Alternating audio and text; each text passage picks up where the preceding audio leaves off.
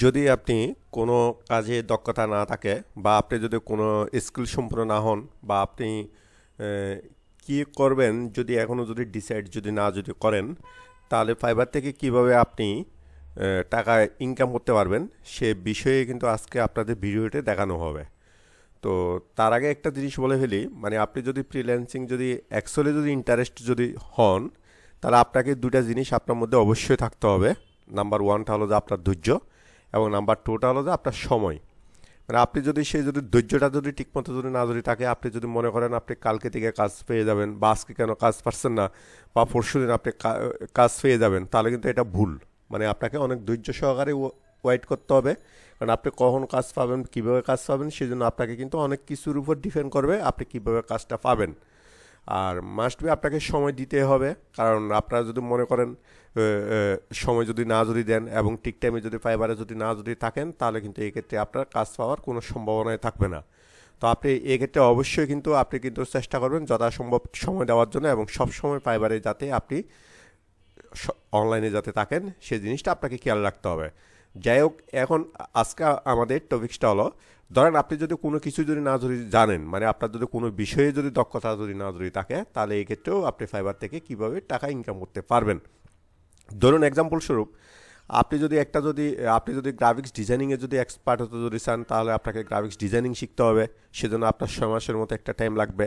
আপনি অনুরূপভাবে আপনি যদি মার্কেটিংয়ের উপর বা আপনি যদি এক্ষেত্রে যদি আপনার আইটির উপর যদি কোনো যদি কোর্স করতে যদি চান, এক্ষেত্রে কিন্তু আপনার 6 মাসের জন্য একটা টাইম লাগবে। তাহলে 6 মাসের জন্য টাইমটা আপনি ওয়াইট না করে 6 মাসের জন্য টাইমটা আপনি শিখতে থাকেন, আপনার কাজটা শিখতে থাকেন, ওটার কোনো সমস্যা নেই। কিন্তু তার মাঝখানে আপনি যদি কিছুটা আপনি যদি ইনকাম স্টার্ট করতে যদি পারেন তাহলে কিন্তু আপনার ইন্সপিরেশন আপনার আগ্রহটা অনেক বেশি বেড়ে যাবে। তখন হবে কি, আপনি কিন্তু যে কাজটার প্রতি আপনি কিন্তু ইন্টারেস্টেড, ফ্রিল্যান্সিংয়ে যেটার প্রতি ইন্টারেস্টেড, তখন কিন্তু আপনার স্পিডটা কিন্তু অনেক বাড়বে। সেজন্য আপনি যে কাজটায় কিন্তু আপনি কিন্তু শিখবেন সে কাজটা আপনি কন্টিনিউ করতে থাকেন, কিন্তু তার মাঝখানে ট্রাই করেন কিছু যাতে আপনার যাতে ইনকাম যাতে হয়। আপনি যেহেতু এখন কোনো কিছু তেমন কোনো কাজ জানেন না, তো কীভাবে কী করবেন সেই জিনিসটাই এখন কিন্তু আমরা কিন্তু এই ভিডিওতে দেখাবো। তো ভিডিওতে শুরু করার আগে আপনাদেরকে রিকোয়েস্ট করতেছি, আপনারা অবশ্যই কিন্তু এটা চ্যানেলটা সাবস্ক্রাইব করবেন এবং ভিডিওটা লাইক দিয়ে দেন। তো আমি ফাইবারে আসলাম সর্বপ্রথম দেখার জন্য। ফাইবারে এসে যে টপিক্সটা আপনাকে জানার কোনো প্রয়োজন নাই, মানে আপনি কিন্তু খুব ইজিলি কিন্তু কাজটা করতে পারবেন, সেরকম একটা টপিক্স আমরা আজকে নির্ধারণ করতে যাচ্ছি। আর সে টপিক্সে আমরা কিন্তু দুটা জিনিস আজকে ডিসকাস করব। একটা জিনিসটা হলো যে সে টপিক্সে কীভাবে আমরা একটা গিগ তৈরি করব, এবং সেই গিগে কিন্তু আমরা কীভাবে কিওয়ার্ড রিসার্চ করে একটা গিগ তৈরি করতে পারি, নাম্বার ওয়ান। নাম্বার টু, এবং সে কাজটা আমরা কীভাবে করব। তাহলে সে কাজটা কি, সে কাজটা হলো যে পিডিএফ কনভার্সন। তাহলে আমরা এই জায়গায় লিখব, সার্চিংয়ে একটু করে লিখি পিডিএফ কনভার্সন। এটা কি আমরা একটু করে দেখি। পিডিএফ কনভার্সন দিলাম, দিয়ে আমরা এন্টার দিলাম। দেখুন এটার ফলে আমরা দেখতেছি পিডিএফ কনভার্সনের কিওয়ার্ডের জন্য আপনার ফাইবারে টোটাল আপনার গিগ আছে 2099টা।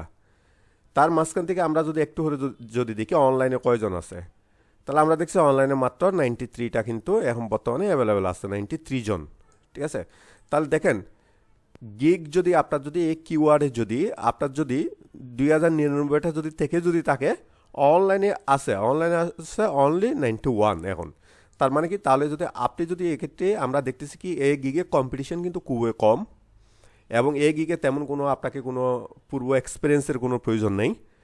তো আপনি পিডিএফ কনভার্সনের উপর গিগ তৈরি করেন, তো এক্ষেত্রে আপনার কাজ পাওয়ার সম্ভাবনা অনেকাংশে বেড়ে যায়, এবং আপনি খুব দ্রুত কিন্তু খুব ইজিলি কিন্তু আপনি কাজ পেয়ে যাবেন যদি আপনি অনলাইনে থাকেন, কারণ আপনার কম্পিটিটর মাত্র 91 এখন এই মুহূর্তে। তাহলে দেখুন আমরা 91 কম্পিটিটর গিয়ে দেখি অ্যাকচুয়ালি কিন্তু কাজ আছে কিনা। তাহলে দেখেন আমরা কিন্তু এই প্রথম যে সেকেন্ড যে গিগটা দেখেন এখানে কিন্তু 1K প্লাস। তাহলে আমরা একটু করে রাইট ক্লিক করে একটু করে দেখি। দেখেন উনি কিন্তু টোটাল অর্ডার কমপ্লিট করছে 27, মানে কি 2700, 2700, মানে 2700টি কিন্তু অর্ডার অলরেডি কমপ্লিট করে ফেলছে।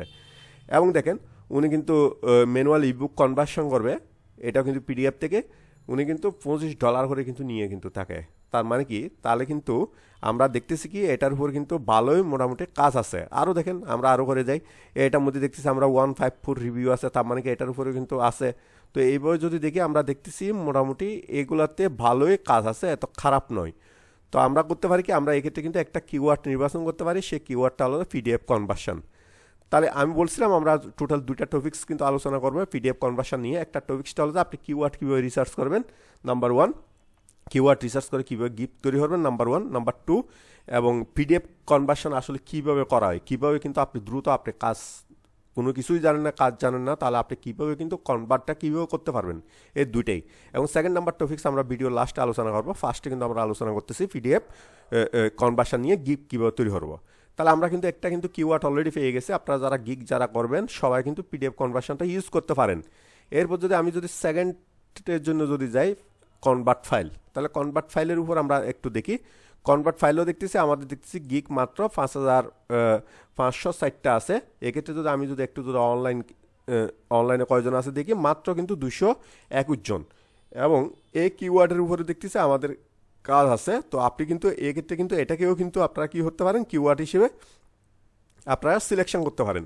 কেন আপনারা জানেন, আমি কিন্তু আগের ভিডিওতে আপনাদেরকে কিন্তু একটা কিওয়ার্ড রিসার্চ যে আমার ভিডিওটা আছে সেই ভিডিওতে একটা পয়েন্ট বলছিলাম, আপনারা টোটাল কিন্তু রিলেটেড ট্যাগ টোটাল 5টা পর্যন্ত আপনারা দিতে পারবেন রিলেটেড ট্যাগ। তাহলে কিন্তু আমরা কিন্তু অলরেডি কিন্তু 2টা ট্যাগ কিন্তু পেয়ে গেছি। তো এরপর কিন্তু আপনারা কিন্তু একটু করে রিসার্চ করে আপনারা আরও একটি ট্যাগ এখান থেকে বেছে নিতে পারেন। ফাইল কনভার্সন আছে, কনভার্ট ফাইল আছে। তাহলে কিছুক্ষণ আগে আমি দিলাম কনভার্ট ফাইল, আপনি আবার দেখতে পারেন ফাইল কনভার্সন দিয়ে আপনি চেক করে দেখতে পারেন ফাইল কনভার্সনে কিন্তু কয়টা গিগ আছে দেখেন। দেখেন ফাইল কনভার্সনে দেখতেছি আপনার গিগের পরিমাণ তাও 1819, বেশি না। আর অনলাইনে আমরা যখন দেখব, অনলাইনে আমরা দেখতেছি মাত্র কিন্তু 65 কিন্তু সেলার অনলি আপনার অনলাইনে আছে। তার মানে কি, আপনি কিন্তু এই কিওয়ার্ডটা কিন্তু আপনি নিতে পারেন, কারণ আপনার কম্পিটিশন খুবই কম, কিন্তু কাজ আছে। তার মানে কি আপনি খুব ইজিলি কিন্তু আপনি কিন্তু কাজ কিন্তু পেয়ে যাবেন, কিন্তু আপনার কাজ পাওয়ার সম্ভাবনা অনেক বেশি যদি আপনি যদি এই পয়েন্টগুলো যদি দেন। আপনি যদি নেন কনভার্ট পিডিএফ টু ওয়ার্ড, এই ওয়ার্ডটা যদি নিয়ে আমরা একটু করে দেখি, এই কিওয়ার্ডটা যদি নিয়ে আমরা দেখছি টোটাল 46,000 প্লাস। তার মানে কি এটার কম্পিটিটর কিন্তু অনেক বেশি। অনলাইনে টোটাল কয়জন আছে আমরা একটু করে চেক করি।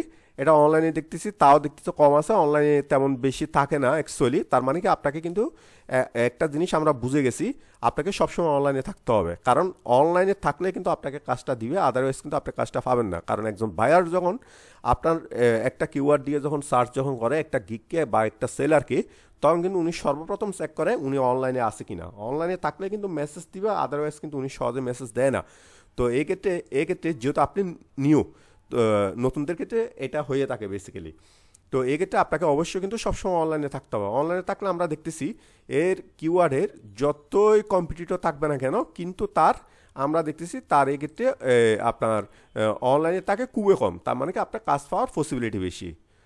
এরপর দেখেন, এরপর আপনি যে জিনিসটা খেয়াল রাখবেন, গিগটা আপনি যখন বানাবেন তখন আপনি যে টাইটেলটা দিবেন, টাইটেলে দেখেন ওনার একটা টাইটেল আমরা করে দেখি, উনি লিখছে কি I will do PDF to word, handwriting to word, convert scan PDF to Excel, অনেক কিছু কিন্তু উনি লিখছেন। কারণ উনি কিন্তু লেভেল 2 একজন সেলার, তার মানে কি উনি কিন্তু অনেকগুলো কাজ করে থাকেন, সেহেতু কিন্তু উনি অনেক কিছু লিখে কিন্তু উনি কিন্তু কাজ করতে পারবেন, কোনো সমস্যা নেই। এবং ওনার এই গিগে কিন্তু টোটাল 470টা রিভিউ আছে। তার মানে কি, তাহলে আপনি যেহেতু নতুন, আপনাকে কিন্তু এত কিছু আপনার লিখার প্রয়োজন নয় টাইটেলে। আপনি শুধুমাত্র যে আপনি পিডিএফ কনভার্ট করেন, এই দেখেন এটা একটা simple, I will convert PDF to word and PDF to Excel, এই নর্মাল একটা জিনিস আপনি লিখে দিবেন। মানে কি আপনি শুধু পিডিএফ কনভার্সন করেন, শুধুমাত্র এইভাবে শুধুমাত্র লিখবেন, আর অন্য কোনো কিছু লিখবেন না। আপনি যেটা যত এক্সপার্ট হন না কেন অন্য কোনো কিছুতে, আপনি এই গিগটার জন্য শুধুমাত্র লিখবেন কিন্তু, মানে আপনি শুধুমাত্র কনভার্ট করেন পিডিএফ টু ওয়ার্ড বা পিডিএফ কনভার্সন, বা এই ওয়ার্ডটা লিখে দিবেন আপনি। আই উইল ডু এই ওয়ার্ডটা লিখে দিবেন। ওয়ার্ডটা কি লিখছিলাম আমরা যেন, যে পিডিএফ কনভার্সন, অনলি পিডিএফ কনভার্সনটা লিখে দিবেন টাইটেলে, মানে সিম্পল রাখবেন। এবং কোনোটা টাইটেলের সাথে যাতে আপনার টাইটেলের না মিললে হয় কি আপনাদেরকে এটা ফাইবার ব্লক করে দিতে পারে, তখন আপনারা মনে করেন কি অন্য কোনো কারণে ব্লক করে, অ্যাকচুয়ালি কিন্তু তাই না। মানে আপনার এগুলোর সাথে যখন মিলে যখন যাবে না, তখন ফাইবার আপনাকে আস্তে আস্তে কিন্তু ব্লক করে দিবে। তো সেহেতু টাইটেলটা নির্বাচনের ক্ষেত্রে আপনি একটু সাবধানতা অবলম্বন করবেন।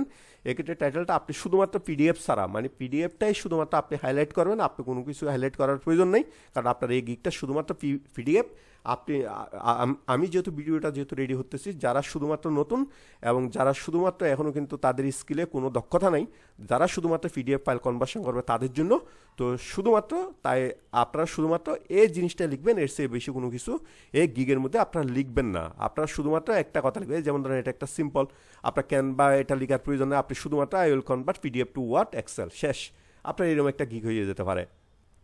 তো এখন দেখেন, তো এরপর ডেসক্রিপশন কীভাবে লিখবেন, অলরেডি কিন্তু আপনারা কিন্তু এক্ষেত্রে ডেসক্রিপশন কীভাবে লিখবেন আমার গিক রিসার্চের একটা অলরেডি ভিডিও আছে, ওটা আপনারা দেখে আসতে পারেন। তো আমরা দেখলাম, আমরা প্রাইমারিও দেখলাম, একটা পয়েন্ট আমরা বুঝে গেলাম, আমরা যদি পিডিএফ কনভার্সন নিয়ে আমরা যদি কাজ করি, সেই পিডিএফ কনভার্সন নিয়ে কিন্তু আমরা খুব ইজিলি কিন্তু ফাইবার থেকে কাজ পেয়ে যাব।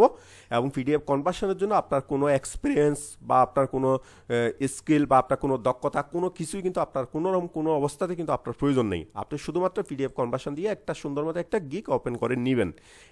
এটাই হলো আপনার পিডিএফ কনভার্সনের গিগ কীভাবে করবেন।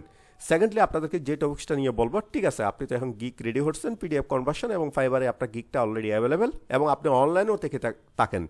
ধরেন এক্ষেত্রে আপনি কাজটা পেয়ে গেছেন, কাজটা যদি পেয়ে যান, আপনি এক্ষেত্রে সে কাজটা আপনি কীভাবে করবেন। তো কীভাবে করার জন্য আপনাদেরকে আমি এখন দেখাবো আপনি কাজটা কীভাবে করবেন। তাহলে দেখেন, আপনি সর্বপ্রথম গুগলে চলে যাবেন। আমি গুগলে যাচ্ছি। গুগলে গিয়ে লিখবেন আপনি পিডিএফ টু ওয়ার্ড বা পিডিএফ টু এক্সেল, আপনি যেভাবে দেন, বা পিডিএফ টু জেপিজি, যেটাতে চাই বেসিক্যালি আপনি সেটা দিয়ে সার্চ দিবেন। আমি পিডিএফ টু ওয়ার্ড দিয়ে সার্চটা দিলাম। দেওয়ার পর দেখেন প্রথমে একটা সফটওয়্যার চলে আসছে ilovepdf.com। এটা খুবই ভালো একটা সফটওয়্যার। এই সফটওয়্যারের মাধ্যমে আপনি খুব ইজিলি কিন্তু আপনি কনভার্ট করে নিতে পারবেন আপনার পিডিএফটাকে ওয়ার্ডে। তাহলে এই সফটওয়্যারের মধ্যে কিন্তু আমি গেলাম। যাওয়ার পর দেখেন, এখন ধরেন আপনি বায়ার থেকে যে কাজটা পাইছেন, যে পিডিএফটা আপনাকে দিয়েছে, সেই পিডিএফটা হলো ধরেন এরকম একটা ফাইল, যে ফাইলটা টোটাল দেখেন আপনারা 136 পেজের। তার মানে কি ফাইলটা কিন্তু দেখেন 136 পেজের। এখানে অনেকগুলো ইমেজ আছে, অনেকগুলো টেক্সট আছে, প্লাস আপনার ব্যাকগ্রাউন্ড ইমেজ আছে, লোগো আছে, অনেক কিছুই কিন্তু আছে ফাইলটা, অনেকগুলা দেখেন ইমেজ আছে।